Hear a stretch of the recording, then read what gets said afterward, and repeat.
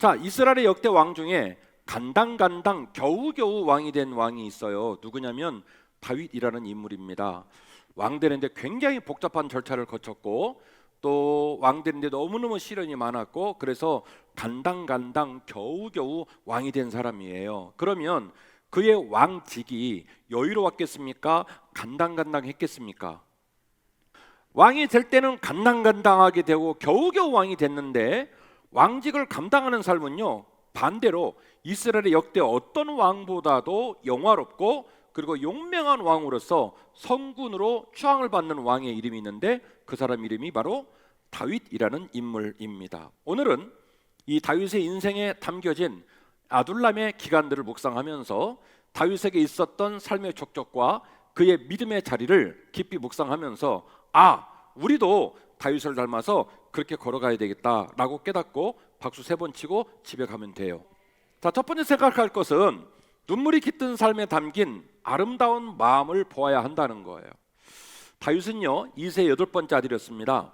어떤 학자들은 이런 말도 해요. 아무래도 다윗은 이세의 정실의 아들이 아닌 것 같다. 이런 얘기까지 할 수 있는 이유는 뭐냐면 아들이 8명인데 보통 8번째 아들을 벌판 하나 내놓고 양을 치라고 하진 않아요.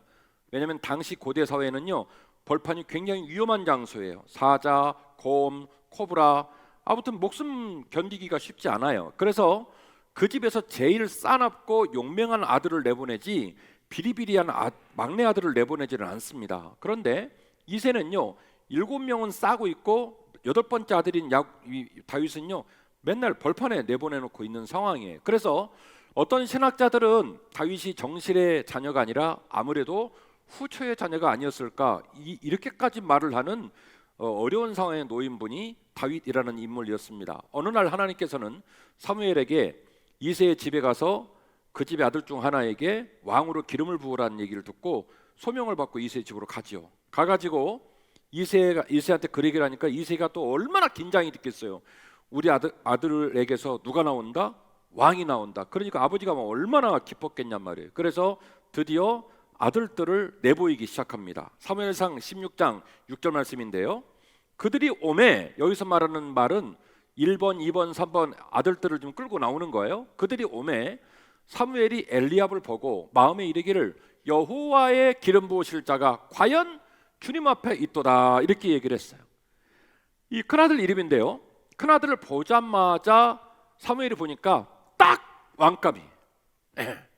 그래서 이 엘리압을 보니까 사무엘의 마음에 흡족해가지고 여호와께서 기뻐하실 만한 왕의 재질을 갖춘 아들이 여기 있도다, 이렇게 고백을 딱 합니다. 그때에 16장 7절인데요, 하나님이 사무엘에게 뜻밖의 이런 얘기를 합니다. 여호와께서 사무엘에게 이르시되 그의 용모와 키를 보지 말라. 제 말이 맞아요? 맞죠? 네. 그의 용모와 키를 보지 말라. 내가 이미 그를 버렸노라. 내가 보는 것은 사람과 같지 아니하나니 사람은 사람을 볼 때 외모를 보거니와 나 여호와는 뭘 본다고요? 중심을 본다, 이렇게 말씀을 하셨어요. 이 말은 무슨 얘기입니까? 하나님 아버지께서 이새의 아들들 가운데 누군가를 왕으로 세울 마음을 먹었는데 그 이유는 키도 아니고 학벌도 아니고 스펙도 아니고 얼굴도 아니고 또 뭐 있어요? 스포츠도 아니고 미술도 아니고 돈도 아니고, 그 누군지는 모르겠지만 이새의 아들 중에 오직 그의 마음이 하나님께 맞닿아 있는 아들이 하나 있더라는 거예요. 그래서 사무엘에게 말합니다. 너는 용모를 보고 너는 스펙을 보고 너는 외모를 보는지 모르겠지만 나는 사람의 중심을 본단다, 이렇게 얘기를 하시는 거죠. 밀려 드디어 이제 다윗까지 갑니다. 12절인데요, 이에 사람을 보내어 그를 데려오매, 참 기가 막힌 내용이에요. 어떻게 아버지로서 이럴 수가 있을까? 사무엘이 너희 아들 중에 한 사람이라고 그랬지 이름을 정하지 않았거든요. 그러면 반드시 전원을 다 불러드려야 되는 거예요.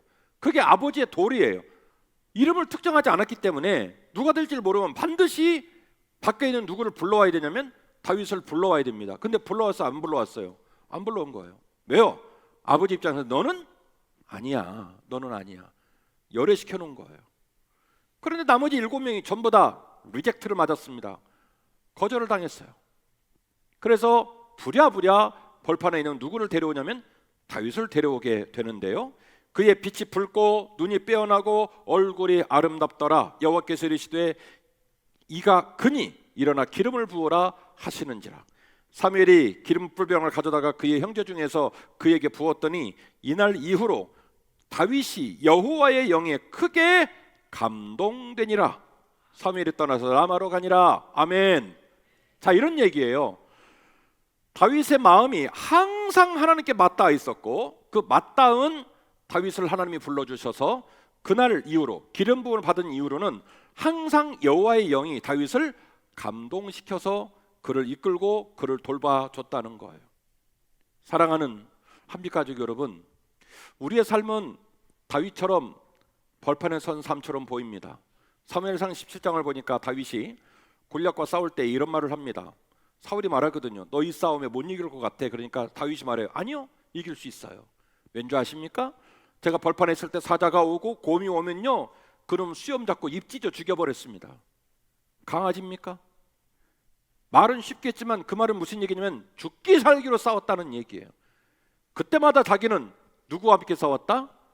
나를 사랑하실 하나님과 함께 싸운 거예요. 왜? 나를 지켜줄 사람이 없어요. 아버지는 맨날 막내인 나를 벌판에 보내요. 형들은 나를 개무시해요. 옛말에 이런 말 있죠. 더도 말고 덜도 말고 한가위만 같아라. 만월, 태양처럼 빛나는 달이 하늘에 걸려 있어요. 추석이 그렇게 아름답고 행복합니까? 오래간만에 형제들을 만나서 송편 빚어 먹고 고기 구워 먹고 행복하기만 합니까? 상처를 주고받고 외롭고 돈으로 문제가 생기고 싸우고. 그래서 더도 말고 덜도 말고 한가위만 같아라고 말하지만 우리는 그 한가위 복판에서 울면서 이 기간을 지내는 사람도 많고, 사실은 가기는 싫지만 부모의 도리와 자녀의 도리 때문에 어거지로 갔다 온 사람도 있고, 우리의 삶은 항상 보이지 않는 눈물이 항상 가슴에 가득가득 차 있는 것이 우리의 삶이라는 거예요. 그러나 그 벌판과 그 외로운 땅에서 여전히 날마다 사자와 싸우고 곰과 싸우면서도 여전히 그가 하나님을 마음으로 사랑했었던 것처럼, 그래서 하나님은 뭐라고 말했냐면 나는 키와 용모를 보지 아니하고 사람의 중심을 본다라고 말했던 것처럼 저와 여러분의 마음이 하나님께 맞닿아 있기를 주의 이름으로 축원합니다. 그러면 어느 날 하나님께서 우리에게 손을 내미시고, 심지어 우리가 인간적인 방법에 있어서 제외가 된다 할지라도 야! 이권사 데려와, 최집사 데려와, 목사도 넣어야지, 김 목사 데려와, 그 친구 내가 돌볼 친구야. 그래서 이렇게 데려와 가지고 그날 이후로 여호와의 영이 감동하셔서 저와 여러분의 삶을 이끌어가는 은혜가 있기를 주의 이름으로 축원합니다.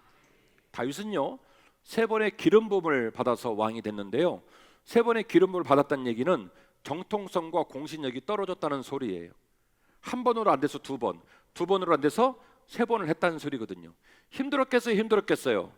힘들었죠. 그런데 그 힘든 시련과 인내의 시간들이 그가 위대한 왕이 되는 자양분이 되었다. 저는 이렇게 말씀을 드리고 싶은 거예요.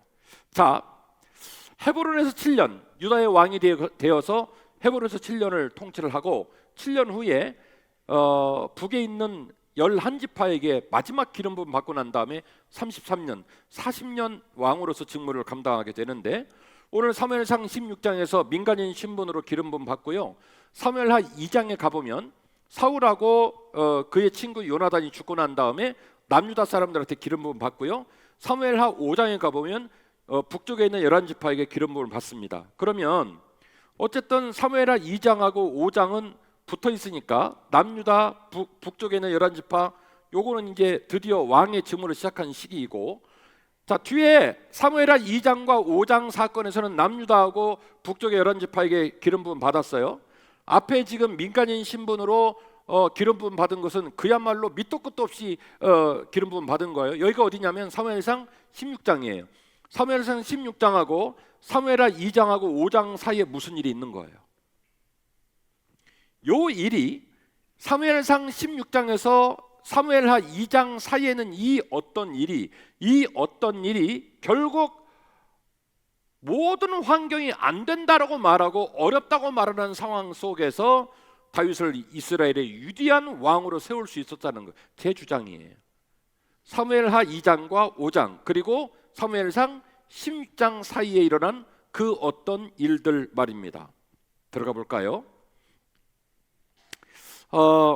사무엘하 5장 1절 이하에서 북왕국 이스라엘 사람 북쪽에 있는 11지파에게 이제 왕의 기름을 붓고 난 다음에 다윗이 첫 번째 한 일인데 뭐냐면 예루살렘 성을 함락한 일입니다. 여호수아가 이스라엘 백성을 이끌고 요단강에 들어가서 대부분의 가나안 땅을 점령하고 땅을 분배를 했습니다. 그리고 나서 사사기 기간이 지나는 동안에 우리가 알고 있는 수많은 사사들 명단이 지나가고 사무엘이 나오고 사울이 나오고 지금 다윗까지 나왔습니다. 시간이 많이 지났어요? 많이 지났어요? 엄청 많이 지난 거예요. 그런데 이렇게 시간이 많이 지나고도 여전히 가나안 땅에 철옹성처럼 그 땅을 내주지 않고 함락을 못 시킨 땅이 하나 있는데 어디냐면 예루살렘 성이에요. 해발 800m 골무처럼 생긴 지역에 성루를 짓고 누가 와도 여기는 침략을 못하는 거예요. 다윗이 우여곡절 끝에 사무엘하 2장과 5장에서 남유다 사람들과 북쪽에 있는 11지파에게 이제 기름 부음 받고 진짜 드디어 왕이 되어서 첫 번째 한 일이 뭐냐면 이 난공불락의 성 예루살렘 성을 함락한 일입니다. 사무엘하 5장 6절 말씀인데요, 이렇게 써 있습니다. 왕과 그의 부하들이 예루살렘으로 가서 그 땅 주민 여부스 사람을 치려하며 그 사람들이 다윗에게 이르되 내가 결코 이리도 들어오지 못할 것이다.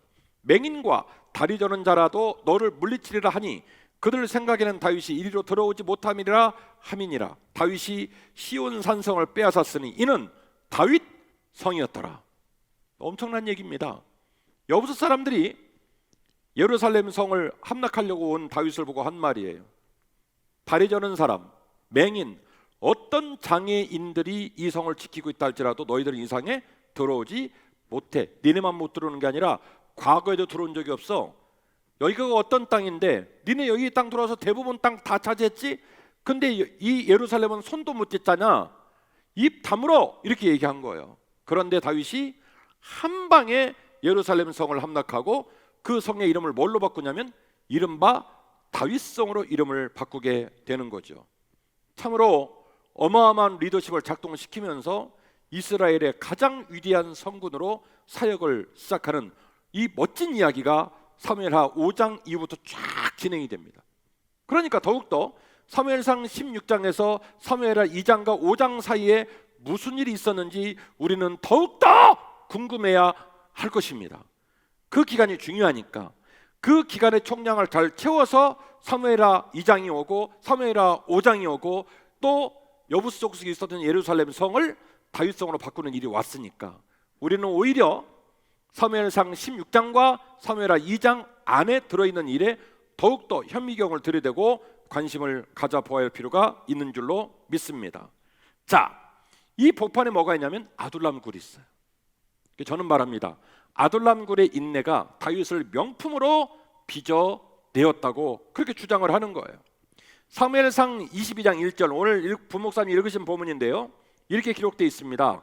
그러므로 다윗이 그곳을 떠나 아둘람 굴로 도망하매 그의 형제와 아버지의 온 집이 듣고 그리로 내려가서 그에게 이르렀고 환난당한 모든 자와 빚진 모든 자와 마음이 원통한 자가 다 그에게로 모였고 그는 그들의 우두머리가 되었는데 그와 함께한 자가 몇 명이었다고요?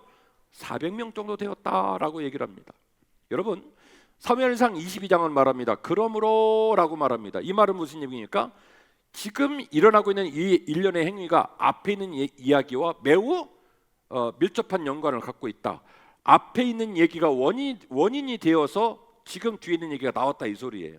아둘람을 가려고 간 게 아니라, 가고 싶어서 간 게 아니라, 아둘람이 너무너무 좋은 롯데 월드 어드벤처가 돼서 간 게 아니라, 에버랜드가 돼서 간 게 아니라 가기 싫었다고요. 그런데 어떤 일이 원인이 되어서 어쩔 수 없이 어디로 가게 된 거냐면 아둘람으로 가게 됐다 이 얘기예요.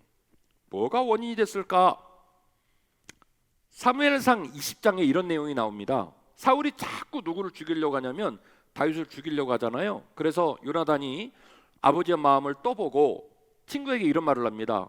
친구여, 수풀에 숨어 있고 내가 활을 쏴가지고 활을 멀리 쏴가지고 활이 너무 멀리 있다 그러면 도망가고, 활을 가깝게 쏴서 활이 가깝다 그러면 들어와도 돼. 그렇게 얘기했는데 아버지를 떠보니까 친구 왔다가는 어떻게 하게 생겼어요? 그냥 죽이게 생겼어요. 그래서 사무엘상 20장 말씀 보니까 요나단이 화살을 멀리 쏴가지고 누구를 살리냐면 다윗을 살립니다. 그래서 이 일로 다윗은 도망자 신분이 되었고, 어디로 가게 되냐면 높지역에 가게 돼요. 높지역에 가서 높지역에 있는 대제사장 아히멜렉에게 우리가 너무너무 굶주려 있는데 먹을 것 좀 주세요 라고 얘기하는데 먹을 것이 없었습니다. 그래서 참 엄청난 얘기를 하죠. 그러면 당신이 대제사장이니까 진설병, 하나님께 제사하는 진설병이라도 좀 주세요. 얼마나 어려웠는지. 그래서 진설병을 얻어먹고, 그리고 무기도 없어가지고 뭐 무기가 될 게 좀 있냐라고 얘기를 하니까 이 노베에 있는 아히멜렉이 말합니다. 네가 옛날에 엘라 골짜기에서 죽였던 골리앗의 칼이 있다. 그거라도 가져갈래. 그래서 그 칼을 건네받고 이제 이동을 하게 되는 일이 벌어집니다. 계속 도망가죠. 사무엘상 21장으로 넘어갑니다. 아기스라는 지역이 어디냐면 블레셋의 지역입니다. 이 블레셋의 지역에 가니까 아기스가 다윗을 보고 굉장히 긴장을 해요. 왜냐? 이 사람은 물맷돌 하나로 누굴 죽였냐면 골리앗을 죽인 사람이에요. 그래서 굉장히 긴장을 합니다. 절기부심으로 도망은 갔는데 도저히 아기스에 도망간 그의 신분이 또 위태롭게 생긴 거예요. 그래서 무슨 일을 하냐면 미친 척을 하는 거예요. 침을 질질 흘리고, 그러니까 참 전문용어로 이런 상황을 대단히 쪽팔리는 상황이 됐다 이렇게 얘기하는 거예요. 자기가 원치 않았던 삶의 자리로 끌려가서 계속 차마 입에 담을 수 없는 행동들을 해야 했던 그래서 침을 질질 흘리고 미친 사람 그런 행세를 하다가 결국에는 허다허다 할 수 없어서 어디로 가게 되냐면 아둘람으로 숨어들게 된 거죠. 아둘람에 숨어들어 가보니까 이따가 사진 보여드리겠지만 사람이 살 곳이 못 돼요.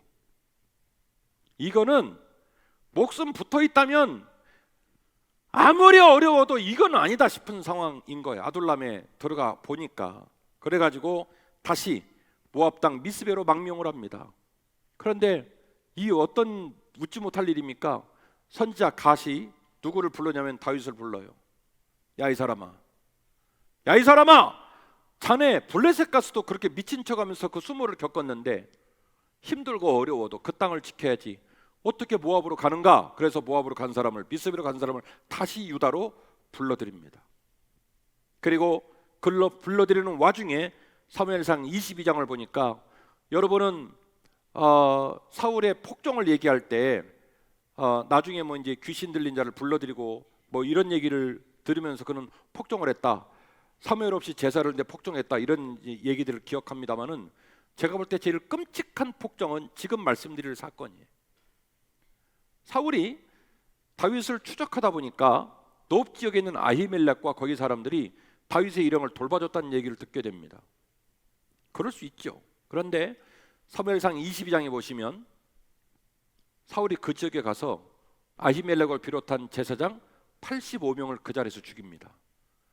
그 자리에서 다 죽이고, 그리고 남녀 노유, 남자 여자 노인 유아에 이르기까지 생명이 붙어있는 모든 사람을 다 죽입니다. 그리고 심지어는 동물들까지 다 죽입니다.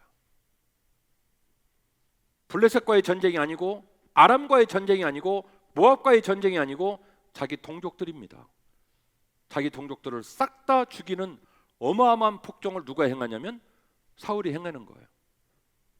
그리고 이어지는 얘기가 사무엘상 24장 26장인데요 엔게디 황무지에서 사울이 왜 대변 놓다가 뒤에서 이렇게 사울의 겉옷만 자르고 그리고 10광야로 가게 되어지면 주둔지에 들어가 가지고 그를 죽이지 않고 사울의 창과 물병만 가지고 나오는 일련의 일들이 지금 말씀드린 사무엘상 16장과 사무엘하 2장 사이에 일어난 얘기입니다. 제가 빨리 말씀을 드려요. 8가지 사건을 쫙 숨도 안 쉬고 얘기를 했어요. 자 봅시다. 다시요. 집중해 주세요. 맨 앞에는 뭐가 있다고 그랬죠? 아무 힘없고 범인, 민간인으로 살았던 다윗에게 하나님이 기름을 부으셨다. 사무엘상 16장. 사무엘하 2장 남유다 사람들이 사울 죽고 요나단 죽고 기름 부었다. 5장 북쪽에 있는 11지파가 왕으로 기름 부었다. 왕이 되어서 뭐 했다?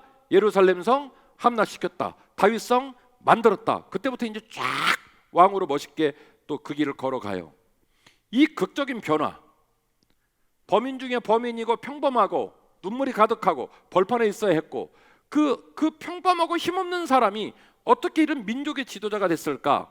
이 극적인 변화에 이 중요한 용광로 역할을 했던 구간을 제가 8가지 사건으로 쭉 말씀을 드린 거예요. 그 사건의 복판에 어디가 있냐면 아둘람이 있습니다.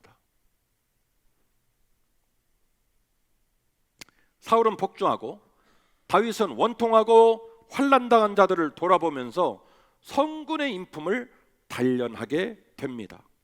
사랑하는 한빛가족 여러분, 여러분 잘 되고 싶지요? 그러니까 인생 배려버리고 싶어요? 그래요. 모든 사람은 잘 되고 싶어요.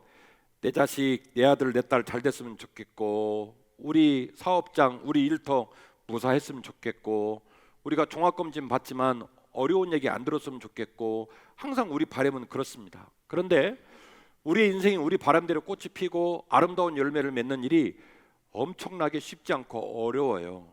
그래서 저는 오늘 이 명절의 복판에 여러분과 말씀을 나누면서 여러분들이 항상 여러분의 중심과 여러분의 마음이 누구에게 가 있기를 원하냐면 하나님께 가 있기를 원하는 거예요. 그리고 하나님께서 우리에게 기름을 부으실 뿐만이 아니라 하나님의 영광과 하나님의 은총으로 우리를 날마다 이끌어 주시기를 간절히 원할 뿐입니다. 이런 맥락에서 아둘람이 중요하다 이 얘기를 하는 거예요. 다윗은요, 아둘람 인생의 밑바닥에서 하나님과 깊은 교제를 나눴어요. 이따가 제가 증거를 보여드리겠지만 다윗은요, 가장 어렵고 가장 힘든 생의 밑바닥에서 누구와 깊은 교제를 나눴냐면 하나님과 깊은 교제를 나눴습니다. 자, 아둘람이 어디 있냐면 셰펠라라는 지역에 있어요. 뭐라고요? 셰펠라. 성지 특집을 하다 보니까 겁나게 어려운 말이 자주 나오는데 설교 들을 때만 기억하고 나가다 잃어버리세요. 대신 제가 기억하려니까 어디에 있다고요? 셰펠라라는 지역에 있어요. 셰펠라가 어디냐면 얕은 평야라는 뜻이에요. 얕은 평야. 셰펠라라는 지역은요, 1985년 유네스코에서 문화유산지로 지정을 해줬어요. 훼손시키지 말라고.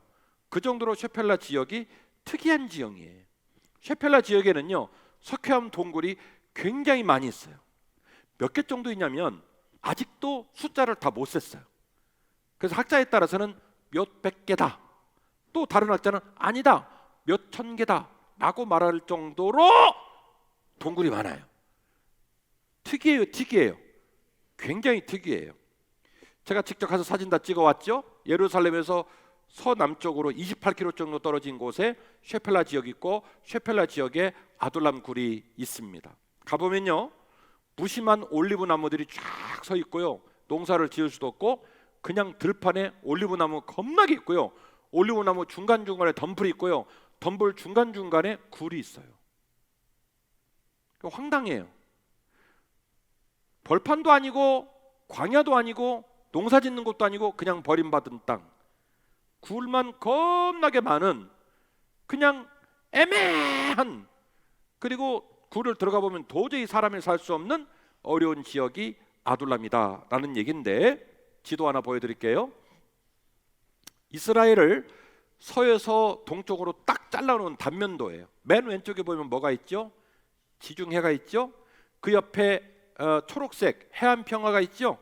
그리고 짙은 초록색 위에 이제 예루살렘 산지, 유다 산지가 있어요. 그 유다 산지하고 맨 왼쪽에 그 사이에 애매한 연두색 있죠. 거기가 어디냐면 셰펠라예요. 그러니까 산지에서 보면 평야고요, 해안 평야에서 보면 언덕배기처럼 보이는, 산지도 아니고 평야도 아니고 농사를 지을 수도 없고 그렇다고 해서 산지냐면 산지도 아니고, 한마디로 말하면 애매한 그런 지역이에요. 오른쪽에는 사해가 있죠. 보니까 지중해하고 사해하고 고도차가 있죠. 지중해에서 사해까지 마이너스 몇 미터라고요? 마이너스 420. 저 위로 올라가면 갈릴리는 마이너스 210. 그리고 오른쪽에는 모압 또 이 고원 있죠? 대단히 곤란해서 저기를 뭐라 한다고 그랬죠? 곤란권이다라고 얘기를 한다고 그랬죠? 그 밑에 사진을 좀 보겠습니다.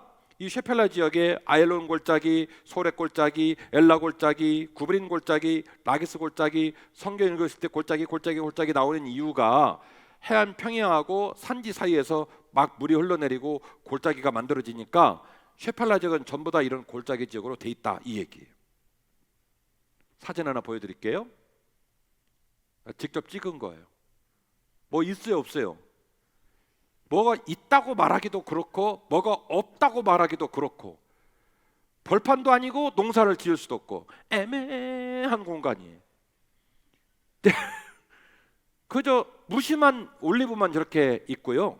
그리고 가까이 가보면 저렇게 생겼습니다. 가까이 간다고요.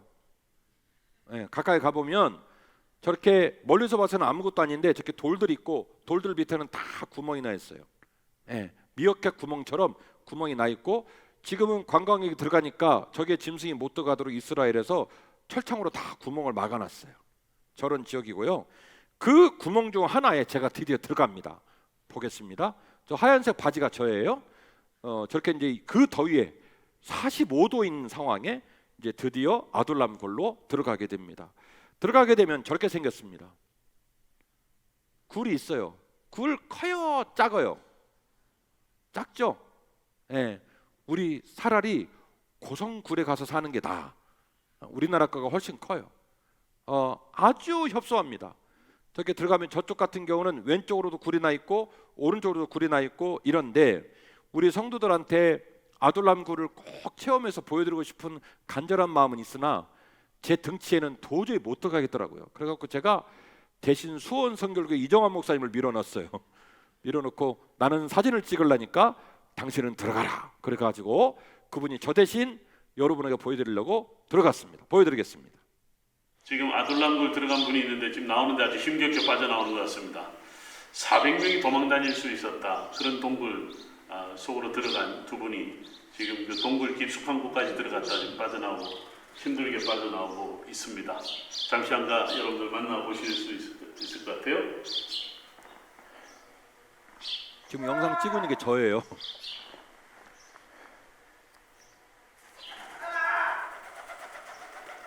저 위로 나오는데?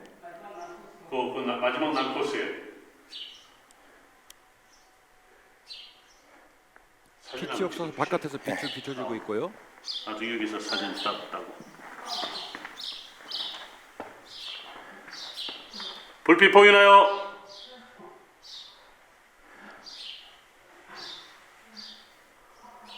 오른쪽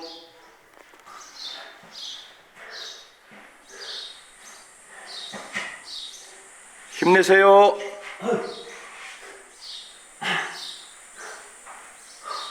속으로 제 욕을 많이 했을 거예요. 주여, 아주 포복. 나는 포복. 주여. 불빛 보입니다.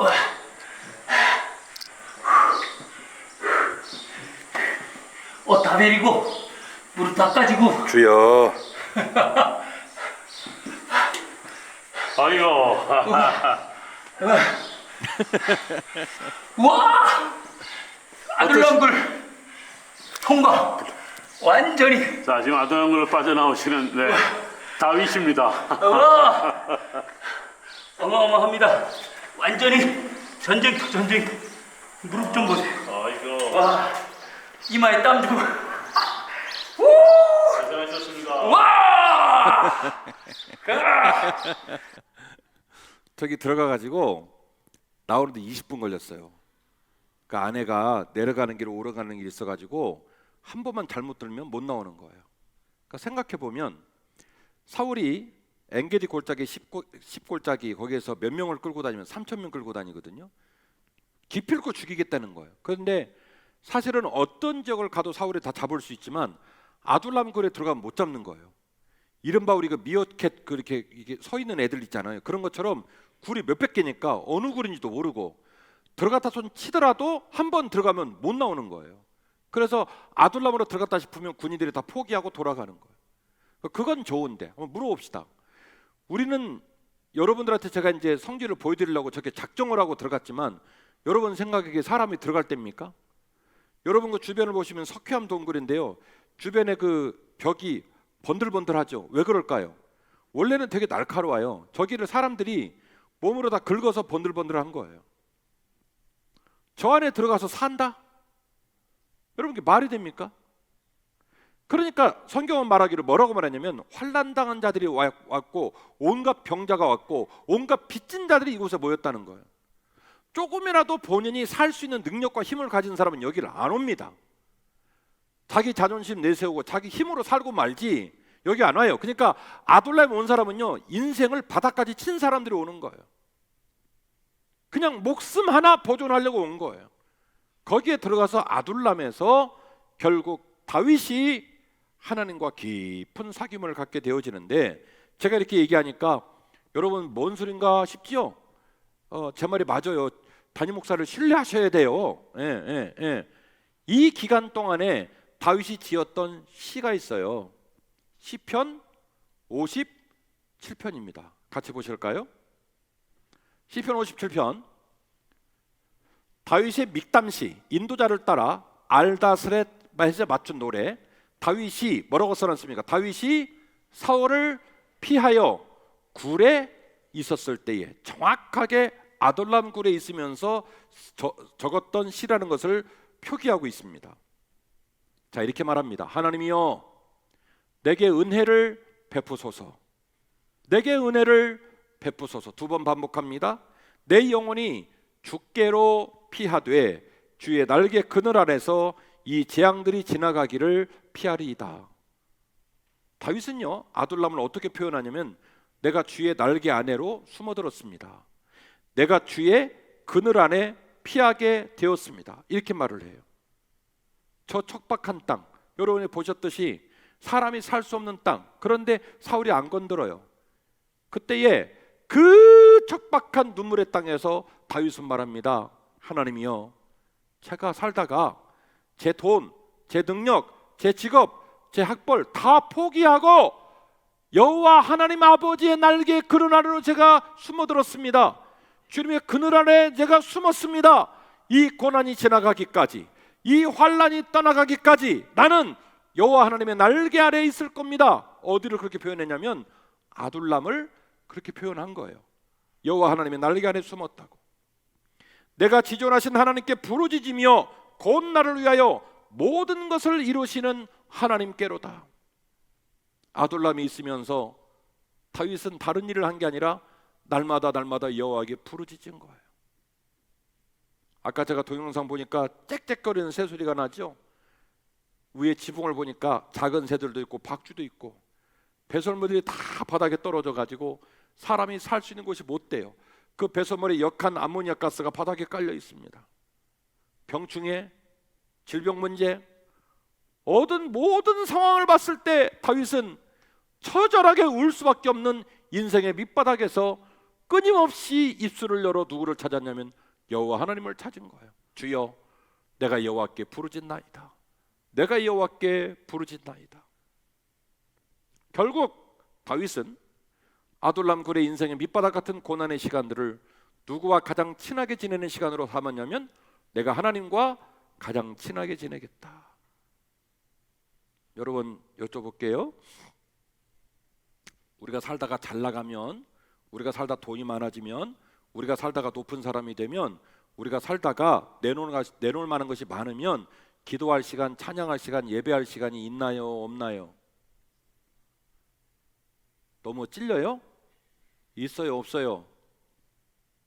없지요? 시집 가고, 장가 가고, 맷돌 갈고, 해외여행 가고, 골프 치고, 축구 차고, 집 사고, 땅 사고, 차 사고. 너무 바빠요. 근데 이 다윗은 그 모든 걸 싹 다 빼앗기고 아둘람 굴의 짐승처럼 처박힌 땅에서 눈만 뜨면 여호와께 부르짖은 거예요. 여호와여, 나를 기억하옵소서. 사람들은 나더러 망했다고 말합니다. 사람들은 나더러 버림받았다고 말합니다. 사람들은 나더러 짐승처럼 산다고 말합니다. 그러나 나는 여호와 날개 아래 숨었습니다. 이 고난이 지나가기까지, 이 환란이 끝나가기까지 나는 여호와의 날개 아래 숨을 겁니다. 그리고 날마다 여호와께 부르짖을 겁니다. 여호와여, 내 모든 것을 이루시는 하나님을 신뢰합니다. 나를 인도하여 주옵소서. 57편 7절입니다. 하나님이여, 내 마음이 확정되었고 내 마음이 확정되었사오니 내가 노래하고 내가 찬송하리이다. 내 영광아 깰지어다. 비파야 수금아 깰지어다. 내가 새벽을 깨우리로다. 시적인 표현이라 찬양으로도 많이 만들어졌습니다만은, 여러분 이런 말 있지 않습니까? 밤이 깊으면, 어둠이 깊으면 뭐가 가까운 거예요? 새벽이 가까운 거예요. 처절한 삶을 살아가는 다윗, 버림받은 다윗, 사람들이 망했다, 버림받았다, 끝장났다라고 폄하하는 다윗의 인생.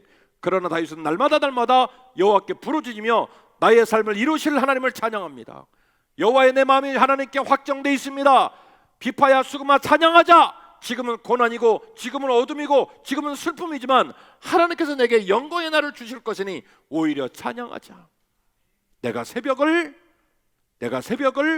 깨우리로다. 이 본문이 여기서 나온 거예요. 내가 새벽을 깨우리로다. 여러분 새벽 보여요, 안 보여요? 새벽 지금 보여요, 안 보여요? 안 보여요. 어둠밖에 없어요. 그러나 다윗은 말합니다. 내가 새벽을 깨우리로다. 비록 우리의 삶의 자리가 때로는 아둘람처럼 다가온다 할지라도 우리의 삶을 명품으로 빚어가실 주님을 신뢰하십시다. 시편 57편의 다윗의 고백처럼 내 마음이 여호와께 확정되었습니다. 내 마음이 여호와께 확정되었습니다. 내가 비파와 수금으로 여전히 찬양할 것입니다. 비록 어둠의 복판에 있지만 내가 새벽을 깨울 것입니다. 이 고백이 우리 모두에게 있기를 원합니다. 우리에게는 아둘람의 기도가 필요합니다. 이 아둘람의 기도로 우리는 모든 것을 끝내 이루게 될 줄로 믿습니다.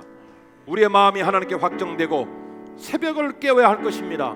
주여, 아둘람의 인내를 통하여 이스라엘의 위대한 왕이 되었던 다윗처럼 나의 인생도 나의 아내와 나의 남편과 나의 아들과 나의 딸, 우리 기업, 우리 사업, 우리 교회도 하나님 아름답게 사용하여 주옵소서. 우리 마음을 확정하고 찬양하고 기도하며 주님을 신뢰하며 믿음으로 나아가는 저와 여러분 되어야 할 것입니다.